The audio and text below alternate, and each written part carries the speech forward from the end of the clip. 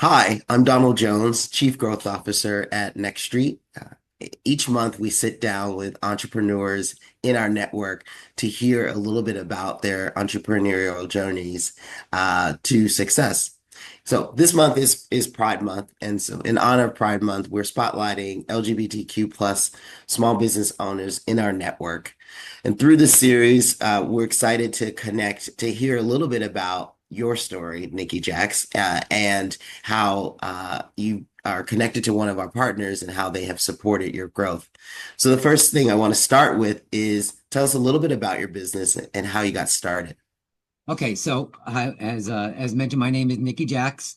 I am proudly based in the Bronx. I have the House of Jax LLC, which is primarily an event production company. We're a full AV service provider, so we own stages, lighting, audio, video, palm trees, disco ball, generators, barricades, like you name it. We're built for events. Our we focus on the corporate sector, Mm. which puts us into like corporate galas and like religious organizations and schools. Additionally, New York Fashion Week, we're quite busy with every year. In fact, I mean, we're just into June, and I'm having to cut off any more runways for September. So Oh, wow. Okay. that's a blessing. Um, so that's and then of course June being Pride Month and um, the House of Jacks being the first, as far as I know, the first and only trans-led, female-led event production company. We are well loved within the community. In fact, in a couple of hours, we are, our trucks are already packed. In a couple of hours, I'm heading off to Montclair, New Jersey to produce Montclair Pride. And then Wow. the next day, we're producing Folsom Street East. Um, Back in New York. And then, of course, the big Pride weekend at the end of the month. So that's within the House of Jacks. I have a second company called House of Jacks Solar, which HOJ Solar, which is devoted to solar and battery and green power solutions specific to the event industry, and even more specifically to within New York. Mhm. Uh, it's something I sort of backed into because recently, well, not recently, for years, people have been moving more and more towards green, non fossil fuel solutions. And so I'd worked with all sorts with like everything that was off the market, off the shelf and within the market.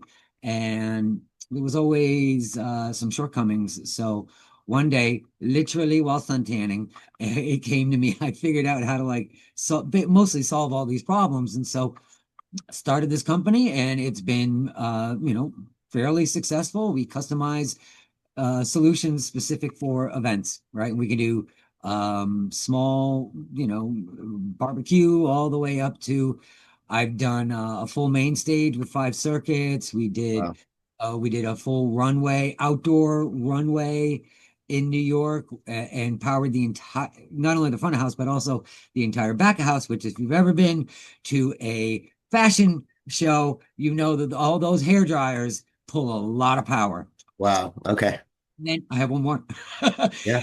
And there's also the this year, just because of the current climate, we started a foundation called the House of Jacks Foundation, which is to help support LGBT communities, either by being a fiscal sponsor or direct sponsorship, and then also to try to raise funds to assist transgender individuals with going to law school. That's really what my legacy wants to be. That Uh, is incredible. I Thank you. love to hear how you started with your event production company, recognized another need around sustainability and moving into the green space, and then also philanthropy. It's great to have. It's kind of a three-legged stool, if you will. That's You know what? It's so funny you said that because, and this is, so one of the people who I know and have become deep friends with, in large part because of the NGLCCNY, for those of you who don't know, NGLCC-NY is a National Gay and Lesbian Chamber of Commerce, New York. But I've become dear friends with Steve Garabell, who, Oh, at TD Bank. Yes. I yeah. know Steve well. Yeah. Yeah, so, you got to blame Steve for dropping a lot of these seeds in my brain because, literally it was, yeah, I was on a conference call with him, who I know through the NGLCC and through also, also doing some other work around there. But we had a conversation where he wanted to get involved with the solar stuff. He thought that was, he was like, trying to find out how he could help us grow that aspect of the House of Jack's empire. And then also he says, well, you all really, with all the work you do within the community, you need to start a nonprofit. And I was like, I'm sorry, I don't speak nonprofit. I know profit. I'm a Yeah. capitalist. Don't know the whole nonprofit thing. He go, but then I was like, okay, maybe there's something to this. So I started scratching my head, and I met somebody who is sort of working in that field, and I kind of brought her on, and we had some conversations once again with Steve Garabell to help us get going on it, and then with um, Dave from the New York City AIDS Memorial. Mm. Um, who also helped us more on the nonprofit side. And so it's just recently launched, and we're hoping to have our first big fundraiser at the end of this year with another friend of mine who's within the community downtown. So at a beautiful. Fantastic. That's So fantastic. thank you. It's this is you have a lot of resources. Um, that you can reach out to that can help. Like, you have an idea and it doesn't need to be perfect, but if you utilize your network, be it as it may, um, chambers of commerce, other members of the business class, other members of the nonprofit class, even just people you can get a lot done. It's about leveraging who you know and what you know. Yeah, it's great how you leverage sort of those organizations not only to help your current business, but it sounds like it's spun up new ideas for other ventures as well. So that's fantastic. Absolutely. I want to shift gears a little bit and just talk about identity. It is Pride Month, and so often we talk about sort of barriers and roadblocks or obstacles that, whatever your lived experience or various aspects of your identity kind of can present in your life and in your entrepreneurial journey. But I'm curious to hear how identity has been an asset to you, in your business. Awesome.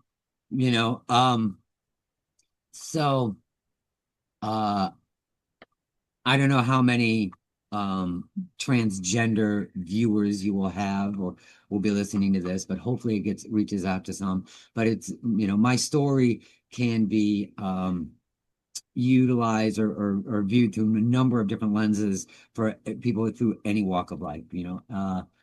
I have been in the industry for many years, since 1988. I was building and running nightclubs down in the village. And I transitioned later in life, and anybody that transitions will be able to tell you that you kind of go through this cauldron, right? I always call it the crucible. Go through this crucible where like everything burns away. But unfortunately, you go through some hardships, which I am not going to dwell on. But coming out on the other side, when I really started to walk my truth Mhm. personally, uh, personally and professionally, um, the universe heard me and started to repay the favor. So, uh, a lot of my clientele is attracted even just first to the concept of an LGBT organization that's making strides within a very male dominated field, you know. Mm, yeah. Um, so it's not just, and so that's not just like trans, that's also female. Um, those are female issues, making these these strides, and they welcome that I can come and bring a fresh perspective. And then personally, as a charismatic leader of sorts, um, I That you think are, that you are for sure. I can vouch for that. wait till you see me on the grandstand at Pride this year, honey. um, uh, as a charismatic leader, I bring a certain design uh, aesthetic, and Hmm. I lean into who I am, and I've learned to trust my instincts. Of course, it took me 35 plus years to have 35 plus years of making a lot of mistakes, um, to have that trust in what I can deliver. But this is why, especially like my fashion clients and my runway clients, they're not necessarily within the LGBT sector, but they're like, Nikki, darling, we just want this to look like Prince's Get Off video. I'm like, I got you, no problem. Or we want to do Studio 54. And I say, I hate to tell you this, I remember, no problem. Yeah. We'll make so I get to design the things that I want. And again, for those of you who don't really know about like the event production industry, a lot of times we on the production side are not, we're not just like turning on a speaker. We're actually stepping back and flying at 30,000 feet to say, oh, no, no, no, no, this is what we want it to look like, just like the overall thing. And then we get to make design choices about equipment, back engineering into the desired look of the event. So runways love us, and then of course within the LGBT sector, my people, I can't tell you how much I am humbled by the trust that they put in me to be able to do all these events. And and really, again, speaking as a charismatic leader, I'm also DJ Nikki Jax. That's why I was Hmm. talking about grandstand. So I'm able to produce. So we work with closely with New York City Pride and many other Pride organizations, Harlem Pride, Youth Pride, the New York City AIDS Memorial, Folsom Street East, like Moby, NYC, a number of organizations, and um, they looked at us to create the visual, and then also because I'm a DJ, they're like, oh yeah, Nikki, you're gonna play, right? You're gonna DJ. I'm able to influence the entire experience. And then all of that is because I decided to walk my truth. Yeah. And I'll say one more thing about this, if you don't mind. Yeah. So Go this for it. happened to me the other, like not last year, the year before. I'm on uh, uh, uh, I was in Playa del Carmen in Mexico, just spending 2 weeks, right around New Year's, as I do every year. I have to escape to the sun.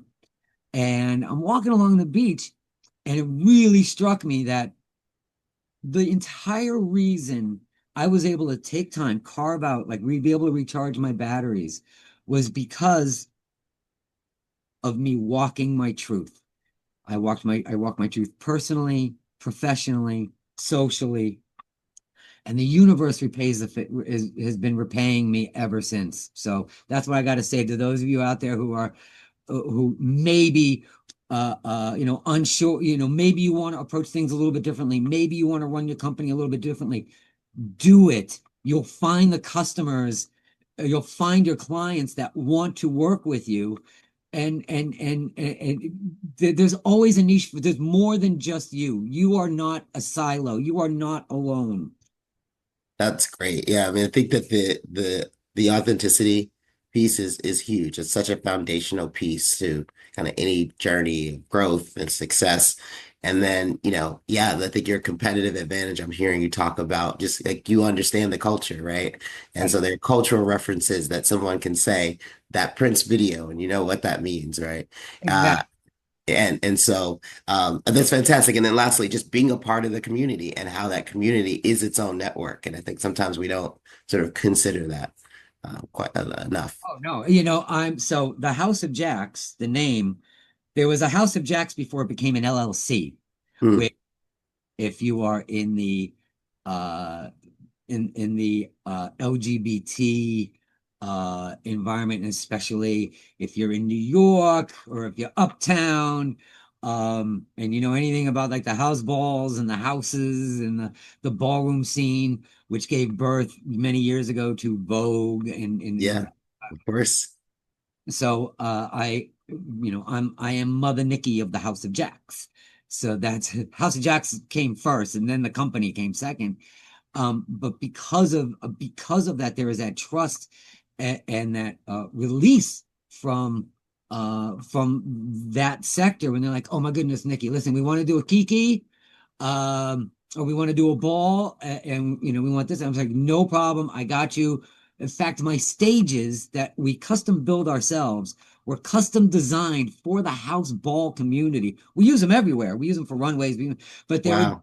they were designed to take, you know, to withstand the impact of some 200-pound girl in 6-inch heels jumping up and landing flat on her back. Like, will it withstand that? Great. No, we're good. That's great. So, Um, go ahead.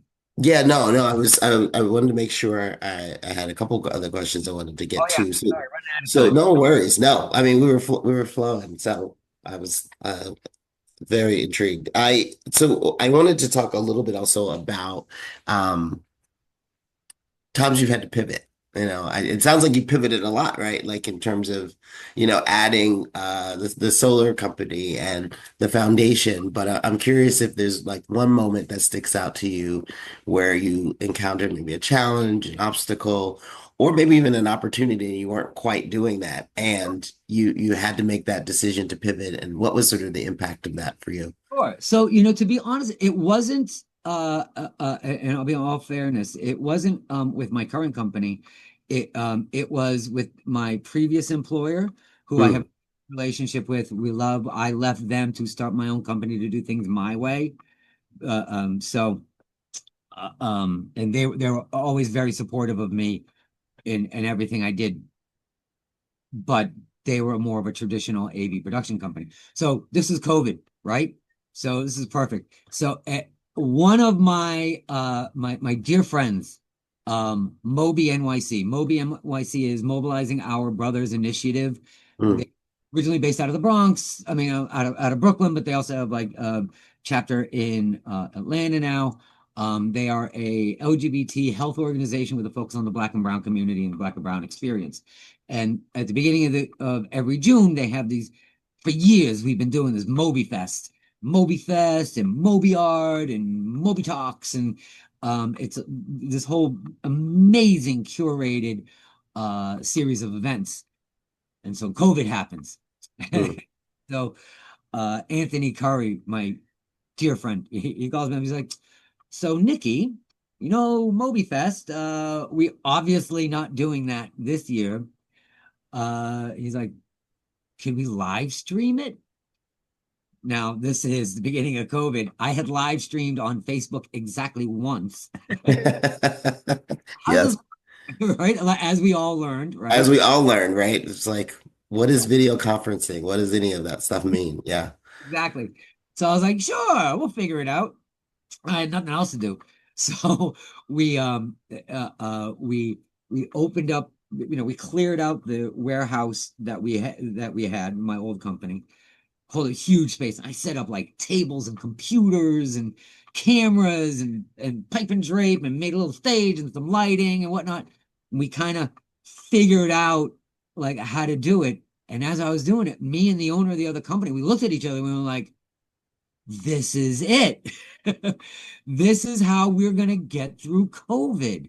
So you know, once that was done, we really cleaned out the entire, we built like an LED wall background. Wow. We were doing you know, pixel mapping and doing performances, you know, streaming events. And so now we're really good at stream. Like the House of Jack, I carried that along with us, and Mhm. at my other company, there's not as much call for it anymore. But that was probably the best example of pivoting, is you know, like stepping slightly outside your zone, taking a risk, and then going and then recognizing maybe there's something there.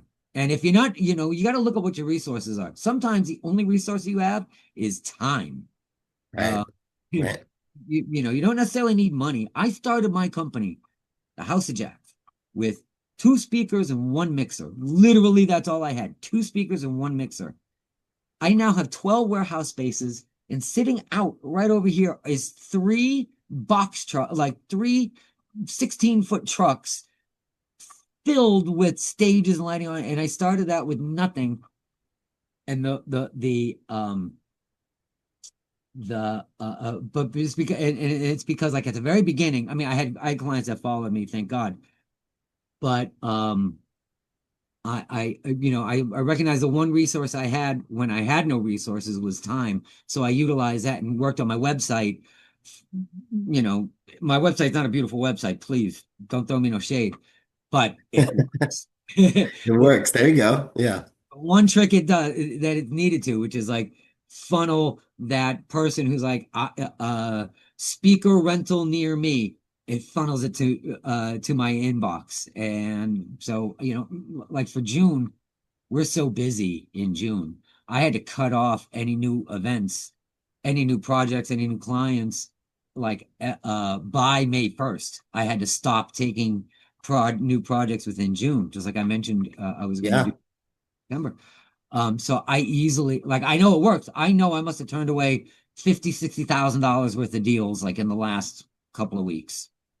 Just because we're I mean, that's a good problem to have. That's a good, that means you've reached a level of success where you can you like hit capacity and can be discerning. That's fantastic. We're wrapping up here. Just is there anything that you didn't get to share in this conversation that you'd like to share? uh really don't be afraid to this is why I always tell two things. If this is going out to a business community, number one, always watch your cash flow. Mm, That's everything. everything. Watch cash flow, get your QuickBooks, make sure you're doing the stuff you didn't sign up for to run your own business, but make sure you pay your bills and like your Know statement. those numbers, man. Know those numbers. Watch your cash flow. And the second one is don't be afraid to fail. If this is somebody who's like really on the front end, like embrace failure, make embracing your failure as a tool for your growth. I made a lot of like I went through three or four different revisions of staging, just the staging of my stage design before I hit on okay, this design works. Um, my solar venture, I made a bunch of I still feel like I'm at rev, point zero, point 0.99. We spent last week building new boxes, new delivery form factors. We just finished them off, Mm, which thing later in the month. So, we're still working on stuff, but embrace your failure. There's no The only bad decision is no decision. If you make a decision. Doesn't matter. We're talking about personnel, talking about what you want to do. Make a decision. If it turns out not to be a prime decision, then learn from it. Because don't if you're not making mistakes, you're not growing and you're not trying. I think that's the yeah. big. And then embrace who you are. Given that it's Pride Month, embrace who you are. The universe will repay the favor. Absolutely. Well, those are important lessons and incredible nuggets of wisdom. So thank you so much for sharing your story. It's just incredibly inspiring, all that you've been able to achieve, and we look forward to tracking your success for years to come. Well, thank you so much, Nikki Jax. Thank you.